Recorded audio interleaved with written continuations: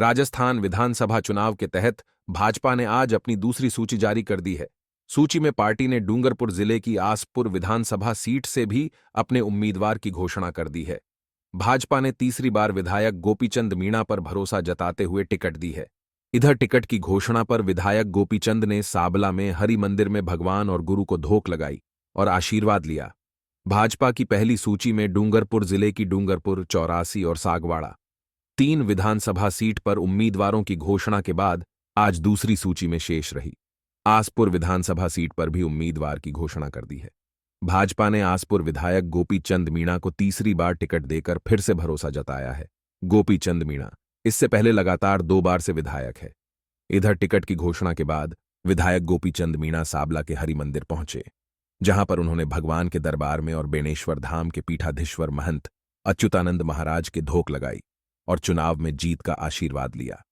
इस मौके पर विधायक गोपीचंद मीणा ने मीडिया से बात करते हुए कहा कि पार्टी ने तीसरी बार उन पर भरोसा जताया है और वे इस बार भी कार्यकर्ताओं की मेहनत और जनता के आशीर्वाद से जीत हासिल करेंगे।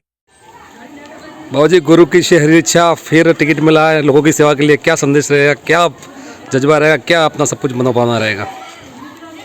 भाई साहब, सर्वप्रथम मैं आपको धन्यवाद देता हूँ। आपने जैसे हमारे इस टिकट का ऐलान होते ही मुझे यहाँ गुरुजी के दर्शन करने का अवसर मिला। सर्वप्रथम संत महाजी महाराज को मुझे पता भी नहीं था।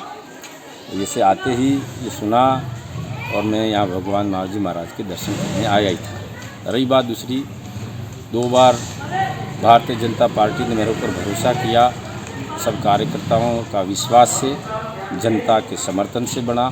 अब भी मैं कह सकता हूँ इस अवसर पर कि हमारे क्षेत्र के कार्यकर्ताओं की परिश्रम, मेहनत और जनता का समर्थन और मेरे परमात्मा गुरुजी का आशीर्वाद लेकर के वापस हम इस सीट को भारतीय जनता पार्टी के झोली में डालेंगे। ये मेरा है और जनता के प्रति मेरा ये है, जो भी मेरे से हो सकता है, जितना भी सहयोग कर सकता हूँ, विकास से लगा करके अन्य भी सर्व समाज को, चाहे किसी भी समाज का हो, सर्व समाज को साथ में लेकर के चलने का प्रयास करूँगा।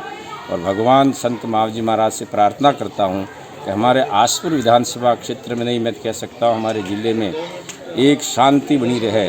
ये चुनाव तो आते हैं जाते हैं, लेकिन हमारे आपसी सौहार्दपूर्ण वातावरण में रह करके, अनुशासन के दायरे में रह करके हम सब चुनाव लड़ करके वापस जाएं और विधानसभा में हमारे क्षेत्र की समस्या को रख करके उसका समाधान कराएं। ये हमारा लक्ष्य है।